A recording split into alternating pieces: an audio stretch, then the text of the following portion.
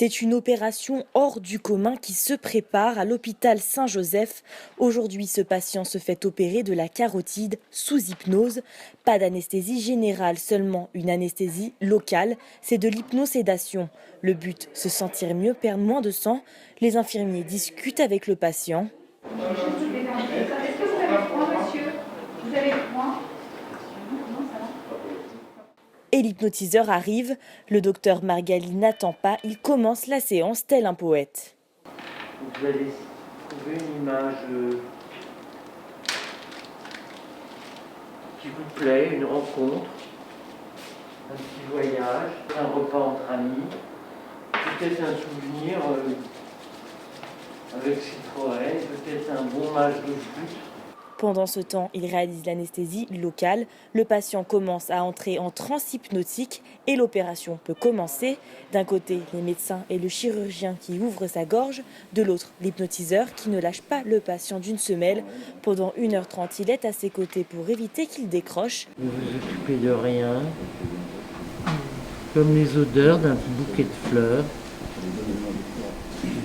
L'homme entend les bruits, mais son esprit reste ailleurs, focalisé sur autre chose. Il ne ressent ni stress, ni douleur. Un succès, selon le docteur Gali. C'est un malade tout réceptif et très dans la recherche de l'environnement. Il y a des moments de silence et des moments de parole. Dans les moments de silence, il va rechercher plus ses ressources intérieures. Et dans les moments de parole, il va écouter ce que je lui dis ou des suggestions. Aucune complication, un homme à moitié endormi qui se fait opérer et c'est réussi selon le chirurgien. Pour lui, cet état hypnotique est nécessaire au bon déroulement de l'opération. Vous avez compris que pendant 1h30, le patient est sur une table d'opération, la tête un peu fixée, sous des champs opératoires, tout ça est un peu stressant.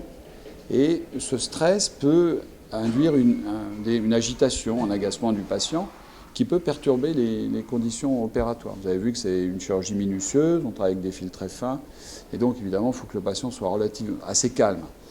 Eh bien l'hypnose nous est apparue comme la solution. On a d'un côté avec l'anesthésie locale la sécurité neurologique, et avec l'hypnose le confort du patient. Le patient, encore fatigué, nous confie son ressenti. Dans un état encore second, il peine tout de même à s'exprimer. Un petit peu par moment, ça me... Je ne sais pas si c'est quand il coupé ou quoi, ça me tirait quoi un peu. Autrement, c'est bon. En cas de complication, l'homme peut évidemment faire un signe à l'hypnotiseur. Les médecins peuvent également augmenter les doses d'anesthésiants.